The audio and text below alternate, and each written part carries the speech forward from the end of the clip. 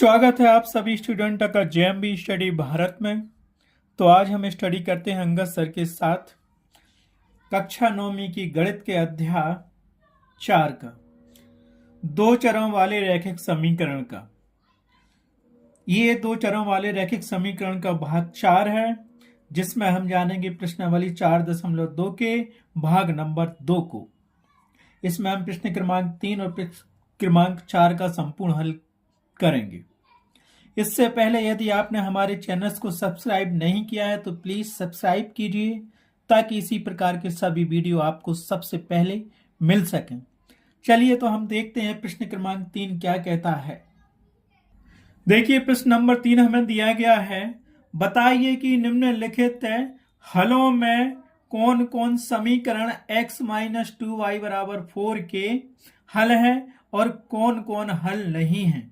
पहला दिया है बिंदु 0,2, दूसरा दिया है 2,0, तीसरा दिया है 4,0, चौथा दिया है √2, 4√2 और पांचवा उसी में दिया है 1,1। तो हमें ये कैसे पता चलेगा कि ये समीकरण के हल है कि नहीं। जो दिया गया है पहले उसको हम लिख लेते हैं, फिर आपको रफ में समझाएंगे, फिर एक क्वेश्चन सॉल्व करेंगे। ठीक है, हमें दिया गया है कि समीकरण x - 2y = 4। इसको हमने समीकरण 1 दे दिया। हमें ज्ञात करना है कि दिए गए बिंदु क्या इसके हल हैं या नहीं। क्या दिया गया हमें x - 2y = 4, जिसको समीकरण 1 मान लिया है। ज्ञात करना है कि 0,2, 20, 40, √2, 4√2 और 1 दिए गए समीकरण 1 के हल हैं या नहीं। तो हल है या नहीं, इसके लिए हम क्या करते हैं, देखो रफ में प्रोसेस फिर ये समझाते हैं। ठीक है, देखो हमें समीकरण दिया गया था x - 2y = 4 और बिंदु हमें ये दिए गए थे। अगर ये बिंदु जो दिए गए हैं x = 0, y = 1 है ना, अगर इस समीकरण को संतुष्ट करते हैं तो इसके हल होंगे और नहीं करते हैं तो हल नहीं होंगे। कैसे, देखो जब इसका मतलब होता है 0,2, ये x की वैल्यू है और ये y की वैल्यू है, तो क्या करेंगे हम समीकरण 1 में x = 0 रख दो और y = क्या रख दो, 2 रखो। तो x का मान क्या आएगा समीकरण 1 में, 0 - 2 जो का तो y का मान 2 है, रख दिया बराबर 4। तो ये क्या मिल गया हमें, 0 - 4 = 4। अब इसको क्या मिला हमें, देखो ये 0 - 4 = 4, क्योंकि इस तरफ 4 था और यह -2 और 2 का गुणा किया तो -4 आ गया। तो ये क्या मिल गया हमें, -4 = 4। तो क्या कहेंगे, उसका हल है कि नहीं। हम बोलेंगे नहीं है। क्यों, यहाँ माइनस लगा है और यहाँ पे +4 दिया है और ये -4 है। अगर 4 = 4 आता तो उसका हल होता। समझ में आया कि नहीं आया। देखो इसी प्रकार हम फिर देखते हैं, समीकरण x - 2y = 4 लिखा है, तो ये x की वैल्यू हो गई 2 और y की वैल्यू हो गई 0। रखो इसमें x की वैल्यू हमने 2 रखी और 2 जो का तो y की वैल्यू क्या रख दी, 0 = 4। ठीक है, तो ये क्या मिलेगा हमें, 2 - 0 = 4। तो ये क्या मिल गया, दैट इम्प्लाइज 2 = 4। ये भी नहीं है समीकरण का हल, क्योंकि 4 = 4 होना चाहिए। समझ गए। अब देखो जैसे वही समीकरण 1 दिया है x - 2y = 4, इसमें क्या करेंगे हम 4,0 रख के देखते हैं क्या आता है। x = 4 और y = 0 रखो समीकरण 1 में, तो x की वैल्यू 4, 2 जो का तो y का मान 0 = 4। ठीक है, तो यहां से हमें क्या मिला, 4 - 0 = 4 मिला। तो ये क्या आ गया, 4 = 4। मतलब ये समीकरण का हल होगा। जब x = 4 है तो y = 0 आ रहा है, या y = 0 लिया तो x = 4 आ रहा है। इस दिए गए समीकरण को संतुष्ट कर रहा है, मतलब यह है इसका हल होगा। आया समझ में, किस प्रकार करना है। तो ठीक है, आप फिर कॉपी में करते। क्या लिखा, पहला बिंदु 0,2 दिया गया था, इसका मतलब होता है x का मान है और ये y का मान है। तो हमने लिख लिया जब x = 0 और y = 2 है, तब समीकरण 1 से हमें क्या प्राप्त होगा। देखो x = 0 रख दो समीकरण 1 में, 0 - 2 जो का तो लिखा, y का मान क्या है हमारे पास, y का मान 2 है तो रख दिया, बराबर 4 था रख लिया। तो यहां से हम क्या करेंगे, माइनस जो का तो 2 × 2 4, सो -4 हो गया बराबर 4। हम क्या लिखेंगे, अब क्या लिखेंगे, -4 = 4 आ गया। जो कि समीकरण 1 को संतुष्ट नहीं करता है।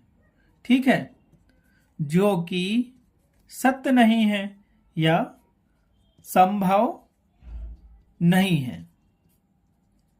ठीक है, अतः क्या लिखेंगे? अतः बिंदु 0,2 समीकरण का हल नहीं होगा। हल नहीं होगा। आया समझ में? नहीं होगा। क्यों नहीं होगा? क्योंकि -4 + 4 तो हो नहीं सकता है ना। अगर दोनों बराबर होते तो हो जाता कि ये समीकरण का हल होगा। इसी प्रकार देखते हैं हम नेक्स्ट बिंदु पर, जो दिया गया है हमारे पास 2,0। 2,0 तो समीकरण 1 में x = 2 रखेंगे और y = 0 रखेंगे। देखते हैं उसका मान क्या आता है। ठीक है, दूसरा बिंदु हमें दिया गया था 2,0, तो हम क्या करेंगे? जब x बराबर क्या है 2 और y बराबर क्या है 0 तब समीकरण 1 से क्या प्राप्त होगा? हमें लिख लिया हमने। जब x बराबर 2 है और y बराबर 0 है तब समीकरण 1 से हमें क्या मिलेगा? समीकरण 1 क्या है? x - 2y = 4। यही था ना समीकरण 1, x - 2y = 4। रखो मान इसमें समीकरण 1 में, तो ये क्या मिलेगा? x का मान हमने रख दिया 2 ज्यों का तो y का मान 0 = 4। तो यहां से क्या मिल गया हमें?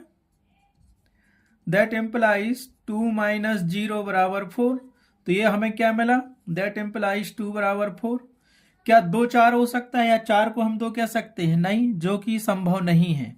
तो उसको लिख लो, जो कि संभव नहीं है। तो हम क्या लिखेंगे? अतः बिंदु 2,0 समीकरण का हल नहीं होगा, क्योंकि 4 = 4 नहीं आ रहा, इक्वल टू में 4 था।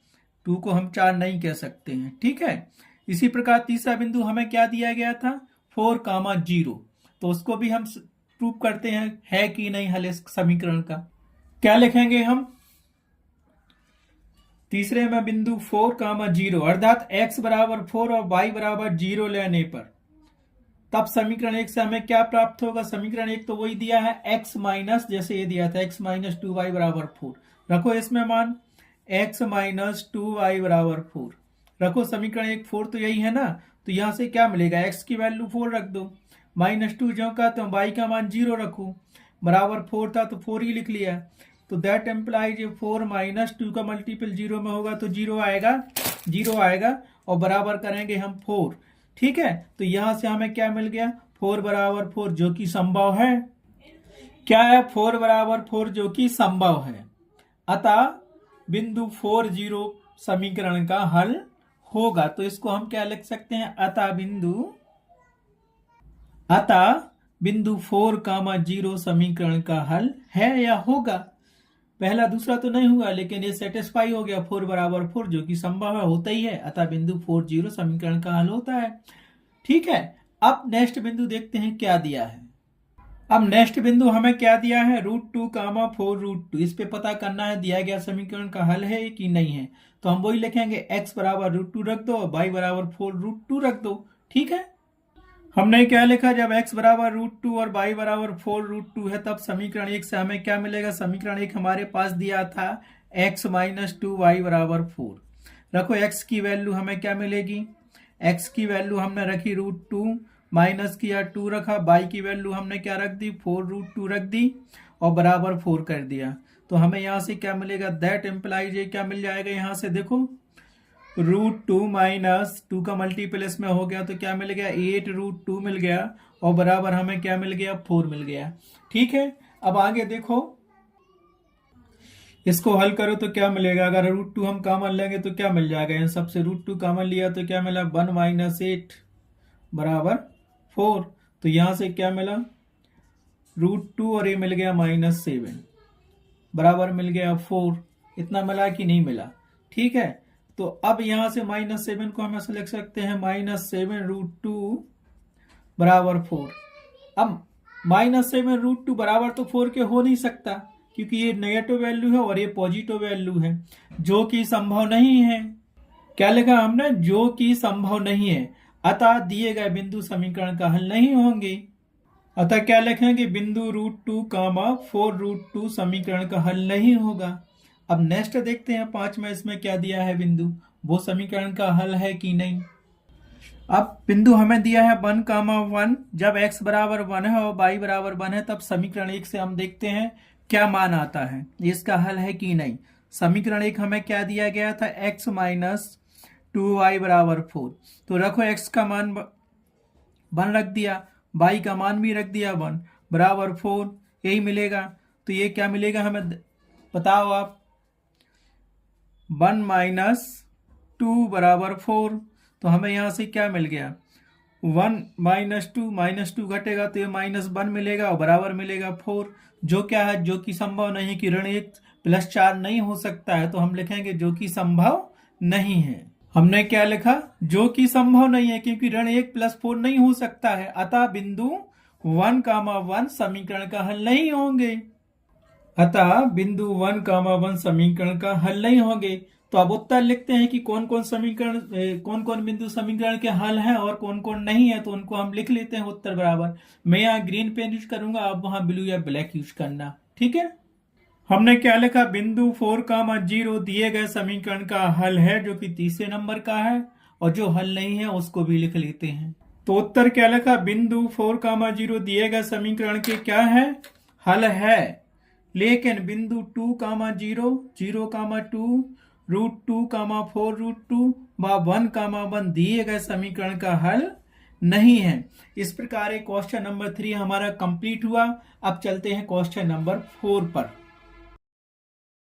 तो देखो प्रश्न नंबर 4 हमें क्या दिया गया है, k का मान ज्ञात कीजिए जबकि x बराबर 2 और y बराबर 1 समीकरण 2x + 3y बराबर k का एक हल हो।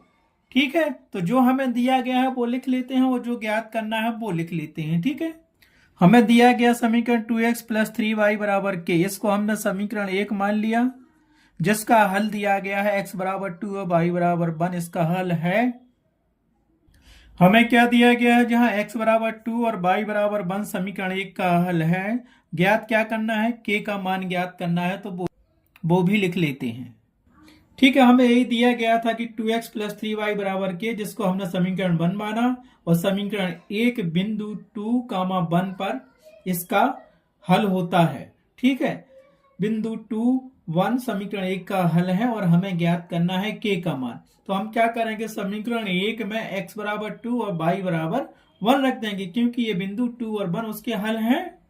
क्या करेंगे हम, अब समीकरण 1 में x बराबर 2 तथा y बराबर 1 रखने पर k का मान हम निकाल लेंगे। समीकरण 1 हमें दिया गया है 2x + 3y बराबर k। ठीक है, तो समीकरण 1 यही था, 2x + 3y बराबर k। तो ये 2 जो कहता हूं, x की वैल्यू हमारे पास 2 है, रख दी, प्लस किया 3 किया, y की वैल्यू हमारे पास क्या है 1, बराबर था k लिख लिया। तो यहां से क्या मिलेगा, 2 चौके 4 + 3 एकम 3 बराबर k। तो यहां से हमें क्या मिल जाएगा, आप बताओ, दैट इम्प्लाइज 4 + 3 7 हो जाएगा बराबर k। इसको चाहो तो एक बार अच्छे से फिर लिख लो, क्या लिख लो, k = 7। तो हमने मान क्या निकाल लिया, जो हमें ज्ञात करना था, k बराबर 7। उत्तर, हम उत्तर लिखते हैं, उत्तर हम यहाँ ब्लू पेन से, ग्रीन पेन से लिखेंगे। आप आंसर शीट में एग्जाम में अगर एक क्वेश्चन आता है तो उसका आंसर क्या करेंगे, ब्लैक या ब्लू पेन से ही लिखेना। उत्तर k बराबर 7।